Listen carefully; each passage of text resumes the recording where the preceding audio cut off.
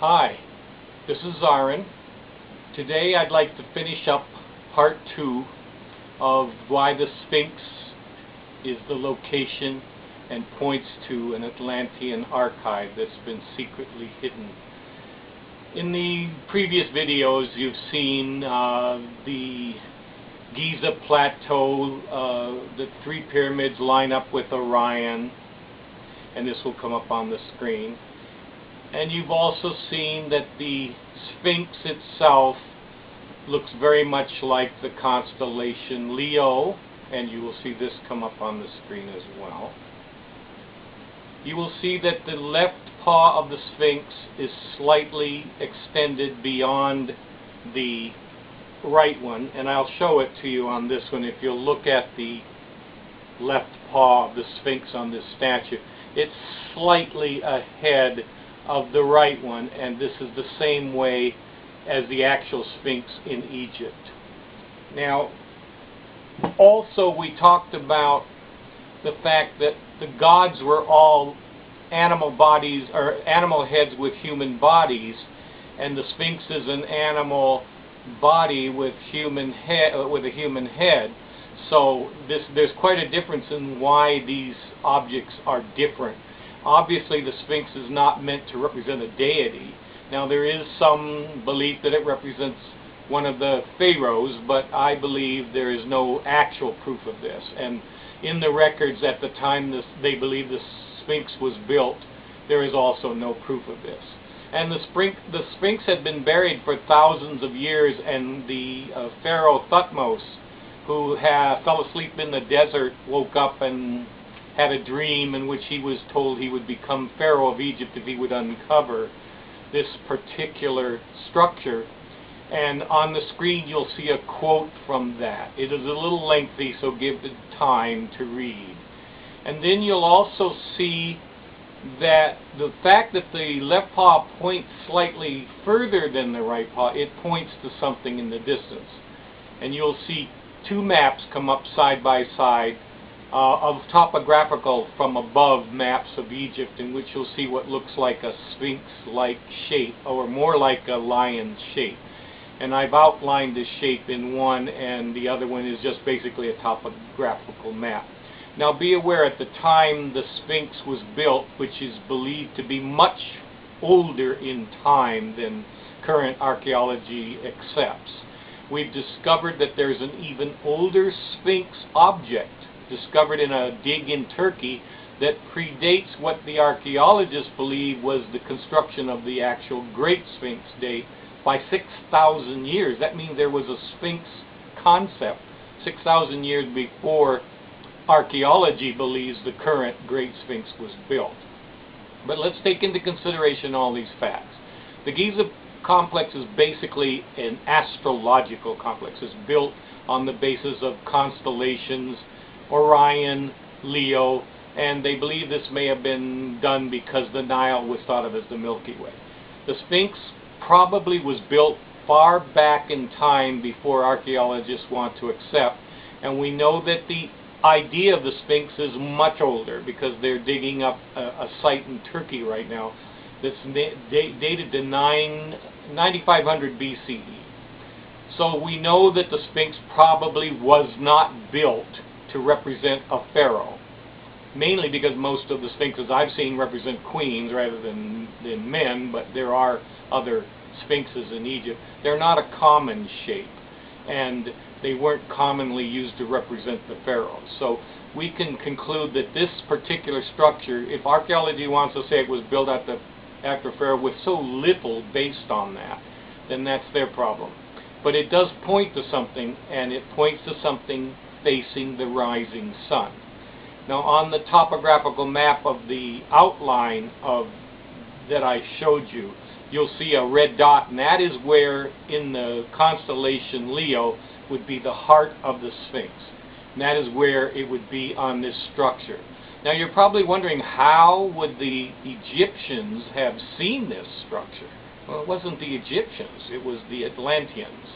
And this particular Göbekli Tepe, Turkey location may have been connected to the Atlanteans as well.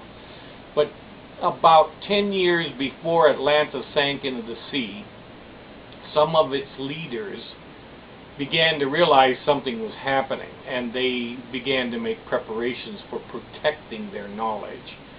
They didn't think it would be safe on Atlantis, so they decided to build 2 locations off of Atlantis. One might be this location in Turkey where they have found a Sphinx. And you're probably wondering, what was the Sphinx? It probably represented one of the rulers of Atlantis, and may have represented all rulers of Atlantis. So it did represent a ruler, but why the combination of lion and man's head?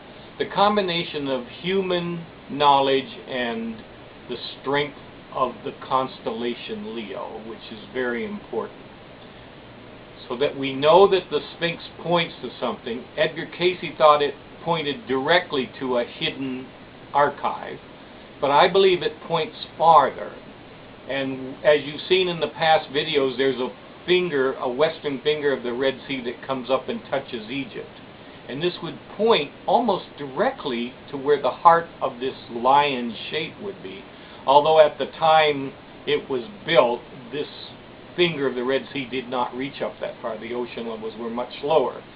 But they did build something there. And the reason why they built the Sphinx was to point to it, so that those people who in the future times would figure it out. It's sort of like a puzzle.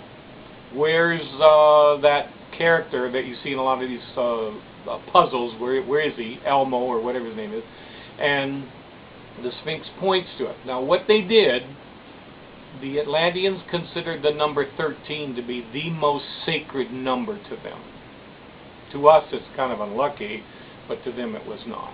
And so they built a cubic vault inside the highest mountain they could find, near where the heart of this lion-shaped topographical feature was. And it's 13 by 13 by 13. It's a cube. Now inside they put in hundreds of what was called orichalcum tablets. They were made much like the Sumerians did, out of a special clay in which they combined a ground up crystal, made it extremely hard, almost indestructible. But to ensure that these tablets would never be destroyed, they coated them in gold. And on these tablets are written the history of Atlantis, the alphabet of Atlantis, the language of Atlantis, maps to Atlantis, and on many of them the symbols that were associated with Atlantis, one of them being a triangle with a dot in the center, and the other one, the most important, being 3 concentric circles, which you'll see come up on the cover of this book that I wrote. The details of the archive are not in this book, but they will be in the 3rd book, which is called Destruction. So if you want to find more about it, you can do it on that book. In these things will be laid about in a kind of a circle, and there will be objects and carvings on the walls that will tell you more or less what these are for.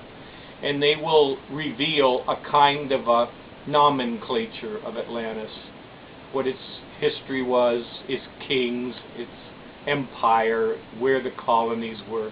There will be a very important map which will show the major colonies of Atlantis, some of which the remains may still be in existence, especially the ones that were higher. This particular site, though, probably will not be easy to find. 10,000 years have passed since this cube was carved out of this mountain. It took approximately a year, and it was kept very secret. Unfortunately, all the people that carved it had to be killed so that they wouldn't reveal it and steal the golden tablets.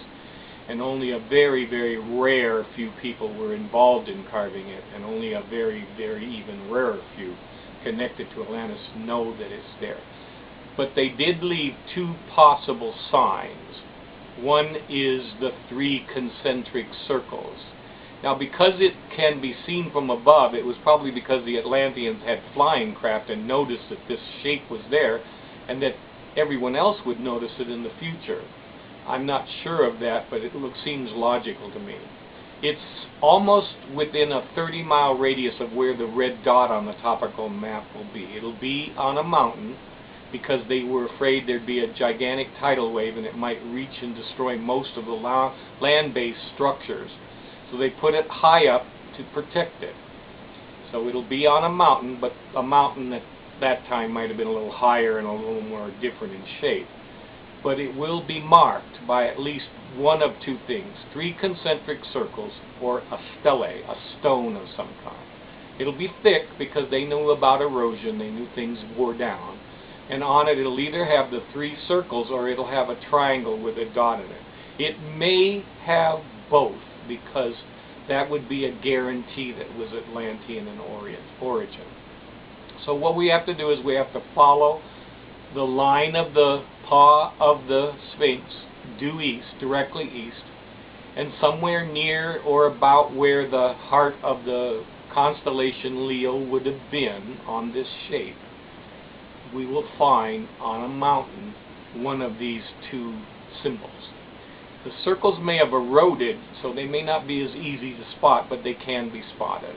I think the Atlanteans did something to them to make them easier to notice. But evolution, erosion, and degradation might have occurred.